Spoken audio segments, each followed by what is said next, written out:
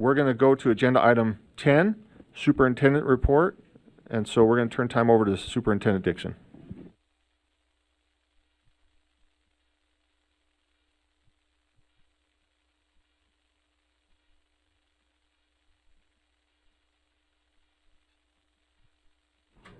Thank you, Mr. Chair. We'll start with our always welcome and lovely and present student art. And Lori, would you come and give us a report? I can't imagine board meeting without our student art, or this room without it. Thank you.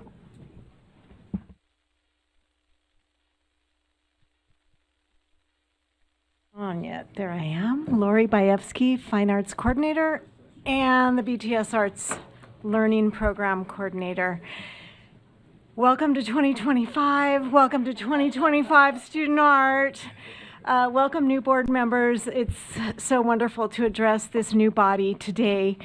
And we have a really unique set of artwork today. It was intentionally set up kind of randomly. It is K through 6 art in no specific order from Kaysville Elementary, which is in the Davis School District, and they have partnered with Westminster University. So this is representative art from the Westminster University endowed program called Arts Connect. And before I get into the art, I'll say just a couple words about Westminster University.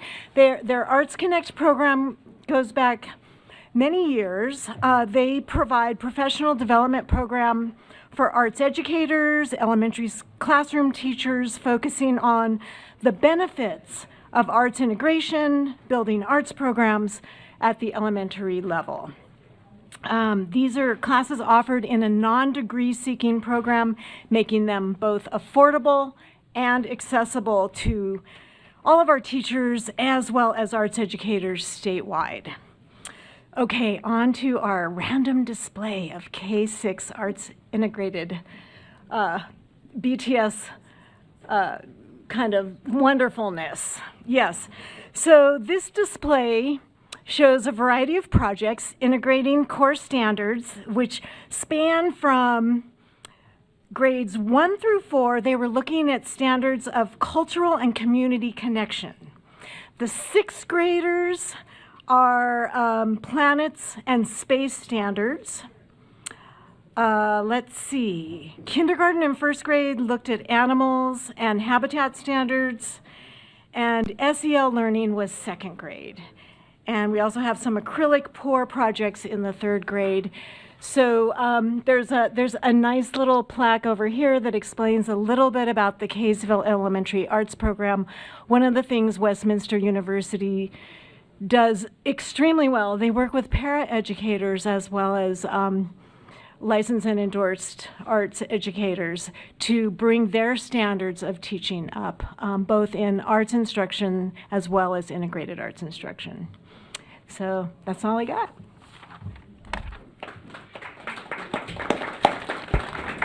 Thank you. Superintendent, back to you.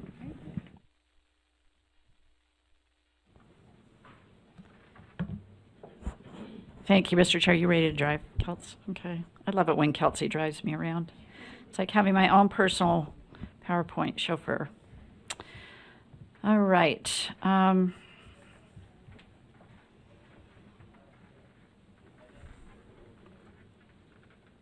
to the mission and vision part. All right, there we go. This is especially important, I think, for our new board members, but always wanting to put in front of you our mission and vision.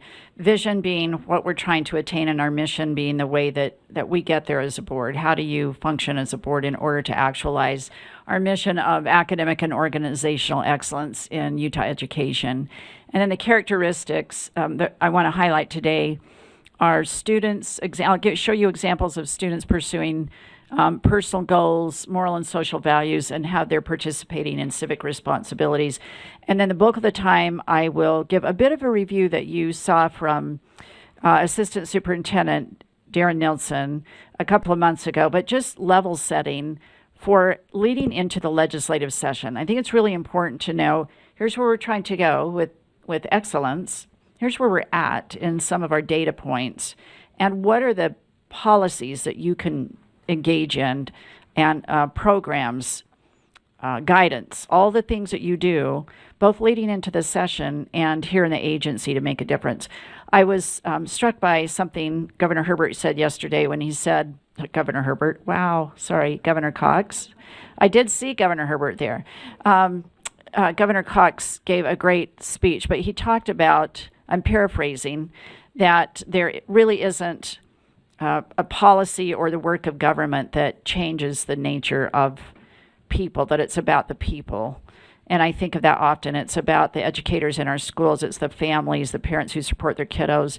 It takes a whole community to support public education and move it forward. And so think about that with those data points as well, and consideration as we debate policy and support what we see or don't see on the Hill this year, okay?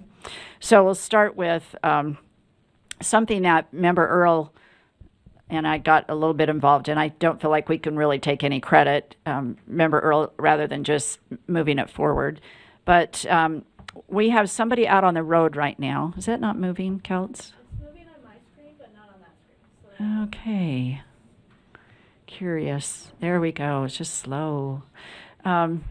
So some of you know Matt Throckmorton, who's been involved with charter schools for a number of years and was a director of Military Academy and involved in some others. But he became aware of a school in Tennessee that was devastated by floods and immediately wanted to reach out, and thinking about, as a state, we've been engaged in digital teaching and learning for a number of years, and we tend to be a state that stays pretty updated with equipment, and thinking that there were probably some used Chromebooks that schools could share. So he asked for our engagement, and we just sent out information to schools to try and support this effort. And remember, Earl, do you have that pulled up? Do you want to share numbers and schools that were involved? And he's on the road now, having delivered those. And then here we are again with California, seeing that 3 schools already have burned to the ground. So I just think it's wonderful that we have people stepping forward and willing to so quickly share and help schools get back up to speed. So remember, Earl, if you don't mind. I am on. So he said so far we've collected 520 Chromebooks from Utah, and then 50 coats. He delivered them this morning, actually.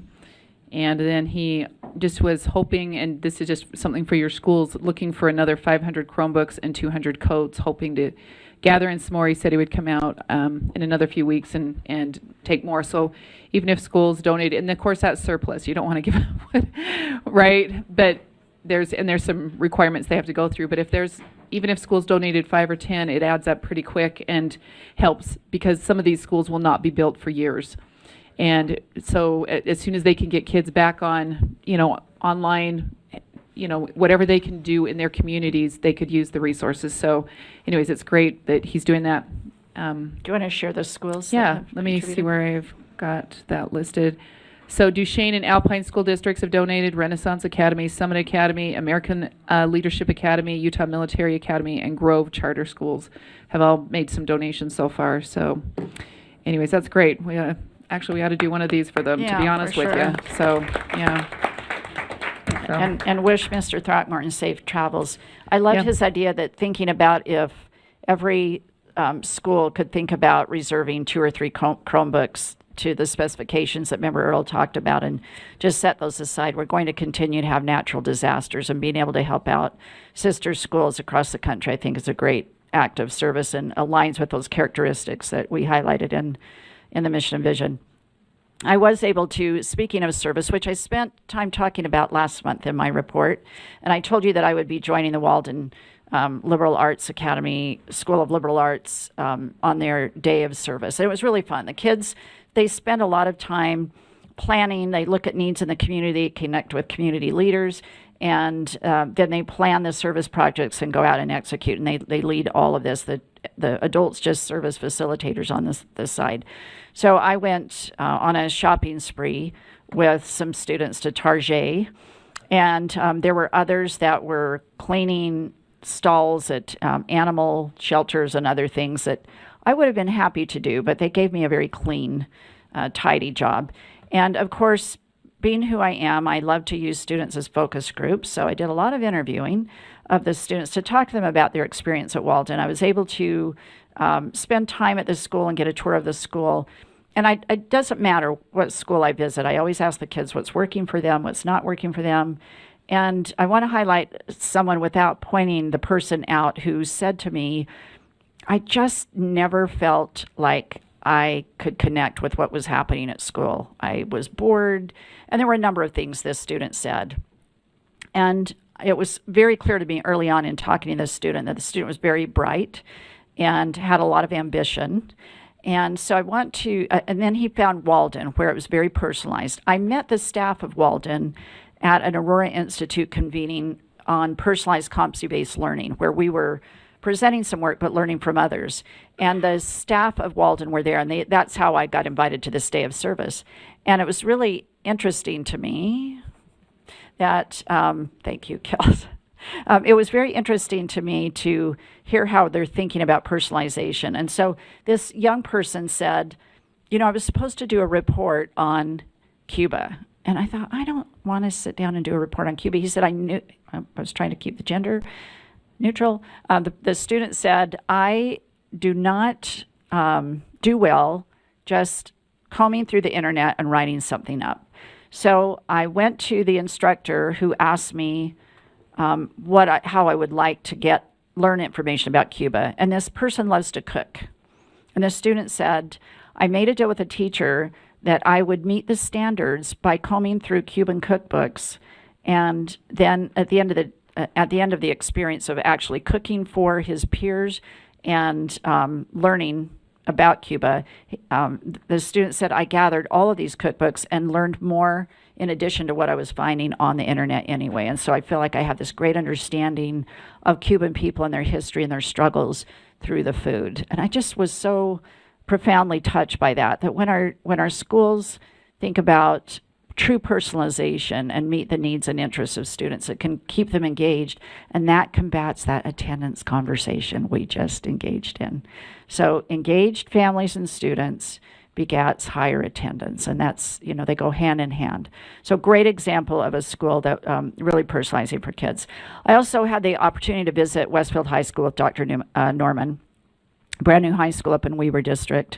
And this was one that you gave a waiver to. You might recall this. And this is one where I may or may not have messed up, and the superintendent took all the heat and credit for doing so, but I did not give correct information. So you were gracious to grant a waiver after the fact of them starting a little bit later and due to construction issues. But this school, goodness, they are rocking and rolling, and the way that they have established culture and climate right from the get-go is amazing, and it's very student-led. Students really giving input. Students have colored their colors, mascots. It's so clever. It's a lovely space to be in.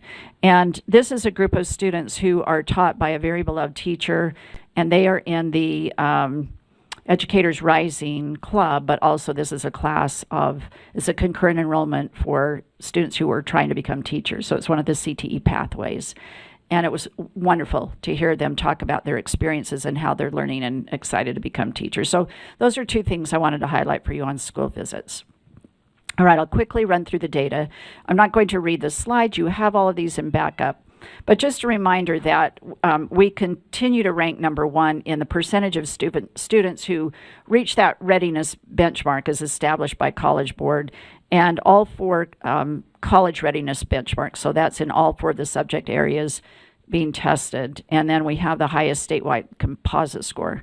And again, and this is for all those who, where this is for states who who give ACT exams to all of their students. And we do that free, of course, to students. So that's an important metric. And the next thing to look at is we continually get ranked in a number of ways, but we've been ranked in Utah, in U.S. News and World, I'll put on my glasses, as second for the for the things that are there on the list. And I just want to point out that we get touted a lot as Utah having the number one economy, and the thing that bumped us from number 2 to number 1 that never gets talked about in public is education. It was the metric that pushed us up a notch, and that came from NAEP scores from 2 years ago. So you can see our graduation rates that we have a cohort of almost 89%, and what I appreciate is it's so important to graduate. That is a metric, but then what? How are we making sure that our kids are prepared to transition to the next phase? Oh gosh, are we going backwards, Kels? We should be on NAEP. I'm going forward and it's going backwards. So curious. All right. NAEP rankings. Now we will get new information. Darren, is it in 2 weeks? Is that coming out or next week?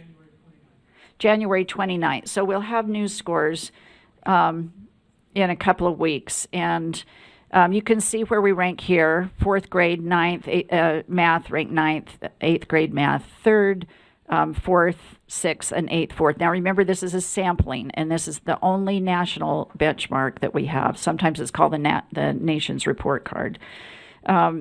We were the only state who stayed flat outside of the Department of Defense schools. We were the only state who stayed flat on 8th grade mathematics. So we have been called on over the last couple of years to give reports on national committees of what are you doing in math? How is this working? Why are you the only ones that didn't dramatically drop in 8th grade math? When those new scores come out, my anticipation is we'll probably stay pretty flat, but we won't know that until we get those.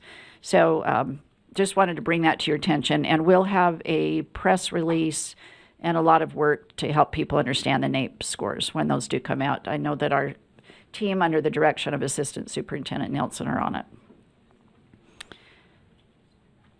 I think this USHE data, oh goodness, are we just off? So sorry, I have no idea what's happening. All right.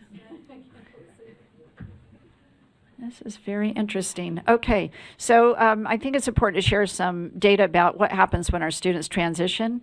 Out of the almost 57,000 students who were participating in concurrent enrollment, you can see how many credits were earned. 442,707 college credits. Think of the money saved. That's $108.2 million saved by families in tuition by having the program that we do. And I just think that's something that we should be so proud of. Our AP scores, we have more students who are participating in earning college for AP tests than in previous years. And an important metric from a policy that you all worked on a couple of years ago, you might remember this, especially Member Davis, that we were looking at policies that could help incorporate students who haven't traditionally been in some of our AP courses. And Hispanic and Latino students' participation and success rate showed a 19% increase in the year 23-24. And I think you passed that policy in 21 or 22, if I'm remembering. Maybe it was before that. But we've made great strides in our districts in trying to get more non-traditional students from families who might struggle with income and a few other things to get into those courses. All right. I feel like we've got these strange bugs going on. Utah CTE. You will see a number of bills coming out to support CTE. I think especially one to expand Prime, which is helping students earn credentials. So you can see there the number of certificates earned. And I love it when a kid comes up to me. They meet me for the first time, or a kid in my neighborhood. This just happened last night. Hey, I got a certificate in X and your name was on it. But I love hearing all of the certificates that they're earning. And again, when I walk into a high school and they'll say, Sydney Dixon, that name's familiar. Oh, I think your name is on one of my CTE certificates. Proud mama. I'm really happy to have my name on all those certificates. So we had, you can see all of the students, but 145,810 CTE competency certifications were earned along with those 45,000 third-party industry. So again, you did work on this today, right? And then dual language immersion, we continue to lead the nation. We have international conferences here often on dual language immersion, and we are highlighted and people come to see what we're doing. I think on the consent calendar, there's probably an agreement with Portugal today, and this is an MOU that helps us get the teachers and the support for the languages that our students are learning. Member Vice Chair Hart is bringing in drugged up caffeine and oranges and chocolate. Thank you. So as we look to the future, where do we need to focus? Well, we've done a tremendous job with literacy. I always get the number wrong. Senate Bill 127. Did I get it right this time? We put a lot of money and effort into early literacy, and we're starting to see the fruits of our labor. I think probably Member Bollinger is closest to the ground with that and can tell you how all of those efforts of making sure that our teachers who have skilled up are really so happy that they feel more confident knowing what to do in our classrooms, and we're starting to see that uptick. I would encourage you as a board to also think of middle school literacy. Vice Chair Hart has talked about that over time, and others have, and I think that's an area where we can maybe put some of our efforts and emphasis. We have improved kindergarten literacy outcomes. And again, I think in part we're seeing the data from full day K is making a difference in addition to the skills that our teachers are learning. And then last but not least, just a reminder about breakfast with the board. This has become a tradition, and I'm going to credit former Deputy Angie Stallings with this, where we kind of had FOMO. We'd walk into the Capitol, we would smell bacon, and we would see people gathering, and we would see posters and say, why are we not doing this? And we even have people ask, why are you not doing this? So there were so many groups and lobbyists that were doing all this stuff, and we were stuffing our interests into mailboxes, and we said, let's have a breakfast and interact with the legislators. So it's a great time for you all to meet your legislators, to interact with them, to talk about what our mission and vision are and what our funding and legislative priorities are. So we have that scheduled, and we'll send out more information as a reminder, but make sure that's on your calendar. It's an early morning, but well worth it. January 24th, 7 a.m. It's a Friday. In the Capitol boardroom. And I don't know if any board members want to riff off of the importance of that breakfast, but anyway, just encourage each other to come if you can, and we'll be prepped and have all the collateral for you ready to hand out and share. So Chair Hymas will be leading the charge of that day, and we'll give anybody instructions, right? Well, if I can, I'm hoping to have as many board members there as possible. One of the things that I don't want to do, and Vice Chair Wood, Vice Chair Hart, we don't want to just get up and just read through this whole thing. I would rather, we want to do a brief intro and then have the legislators speak with you about our top 10 priorities so that each of us can represent the board in that moment. So as many of you as can join would be great. That's my report, Chair. Thank you. Thank you, board members. Thank you, Superintendent. Oh, I get claps. Claps. I Get never applause get for claps. that. Okay, board members, let's grab dinner.